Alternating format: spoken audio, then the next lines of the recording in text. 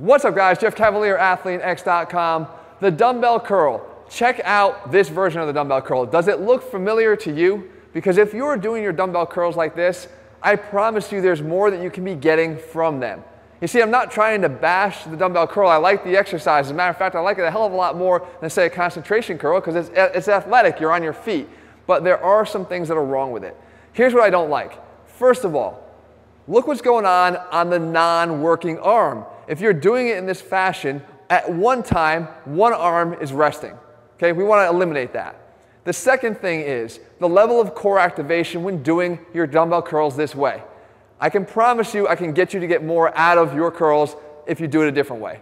Finally, I can hide a muscular imbalance and a strength imbalance, this version of the curl, that I cannot in what I'm going to propose to you. So we can fix that actually by just changing how we move the dumbbells. Okay, if we move the dumbbells at the same time as opposed to one at a time, all these issues get fixed. And we might have even overlooked this, not realizing the benefits here. If I move the dumbbells together, there is no resting moment. The tension is on the bicep from the beginning to the end in both biceps at the same time. And if you know about the benefits of metabolic training, we want to make sure that we're accumulating as many metabolites in the muscle at one time. You don't want to let them escape. That one little brief period of rest that you were getting on the alternating version is enough to sacrifice the main benefits of the exercise. The next thing we can take care of is the amount of core activation. Remember, I promised you more? You're going to get more by moving the dumbbells together. Because it's really simple if you think about it. If you're moving just one dumbbell at a time, and in this case 30 pounds for me, all I have to do is control and prevent 30 pounds of momentum from pushing me backwards. As I lift that thing up, I got to control and prevent that, so my core has to contract and pull me back this way.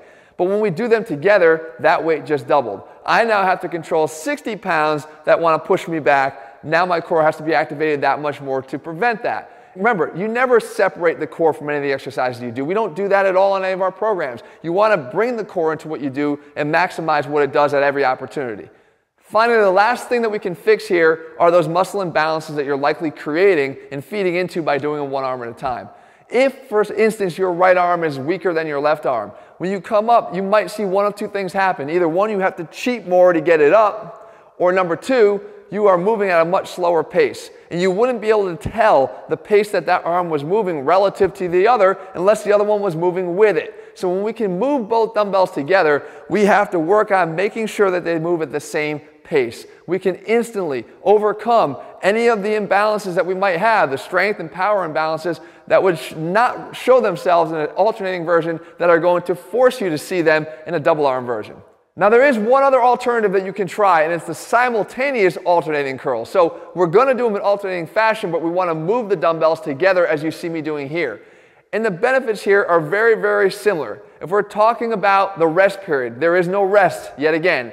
Both arms are working, one eccentrically, one concentrically, but they're both working at the same time and none gets a chance to just hang out. The second thing is the imbalances. Again, we have to move these dumbbells at the same speed and we have to cross through midline at the same time, so we're controlling and eliminating the imbalances that are fed into doing them one arm at a time while resting.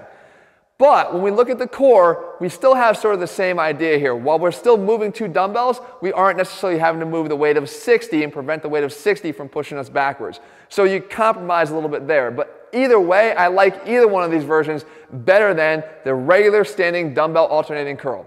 So guys, I want you to check this out and I want you to try this for yourself because you're going to feel it right from the very first rep. And if you found the video helpful, make sure you leave your comments and thumbs up below. Let me know what else you want me to cover and I'll do my best to do that for you. If you're looking for our programs, guys, they're all available over at ATHLEAN-X.com. We put the science back in strength in every single one of them. And if you haven't already, guys, subscribe to our video over here. Make sure you turn on your notifications to make sure you never miss a video from us. And check out some of our other related videos. All right, guys, we'll be back here again soon. See ya.